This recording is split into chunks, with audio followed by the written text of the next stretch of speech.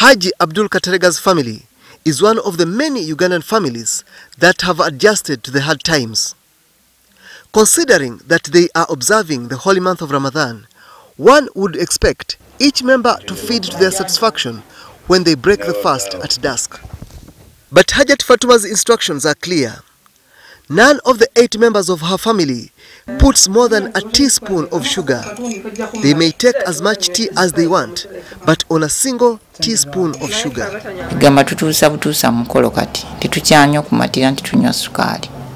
To many a Ugandan, a cup of tea is not only a symbol of a good start of the day and a gesture of hospitality to a visitor, but also the most affordable beverage available. But the cost of sugar has begun exerting pressure on the kitchen budget, and families have resorted to a different lifestyle altogether, that of rationing the little available sugar.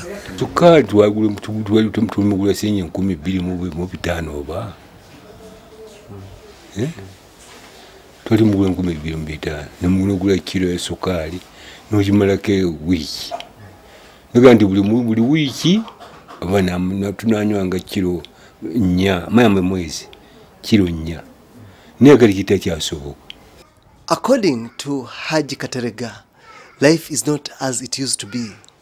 Life is becoming difficult day by day, and the kitchen budget specifically is becoming a big hassle for him. Like many other breadwinners in Uganda, is not convinced that government's move to ban sugar exports and remove tax on imports of the commodity is prudent enough to bring down the prices so that his dear family can freely enjoy a cup of tea.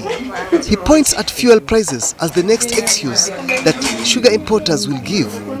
Nga president byagambye nti tujja ajja kudirisa ku miwendo byonna bikole so si ku ya sukali byokka oba kole ku mafuta gano ne sukali n'emmere ali ebirala tuyagenda nga tugira mpolampola naye kibinyo kiruliko. As usual, retail traders have a way of responding to their customers' plight, if anything, to make life not necessarily affordable but bearable. A visit to one of the shops in Kamocha reveals that they have repackaged sugar in sachets so that residents can buy them in spoonfuls at 100 shillings each. Other basic commodities that can be sold in small quantities have a high turnover in this part of the city. This I have left sugar completely. Even this cooking oil, I have also left it because of the price.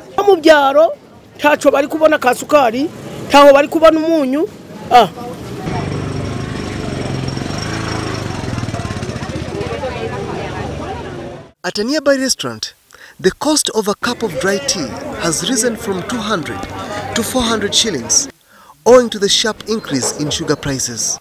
Unlike the previous trend of self-service, the businessman has decided to put sugar for the customer by himself. Joseph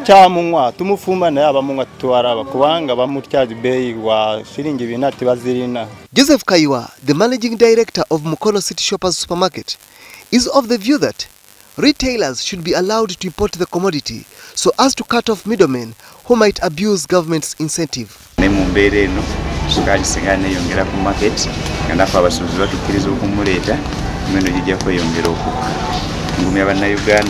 This week, President Museveni was on the ground to establish the root cause of the spiraling sugar prices. As he found out, the factories are churning out enough sugar and selling it at an average of 2,280 shillings a kilo.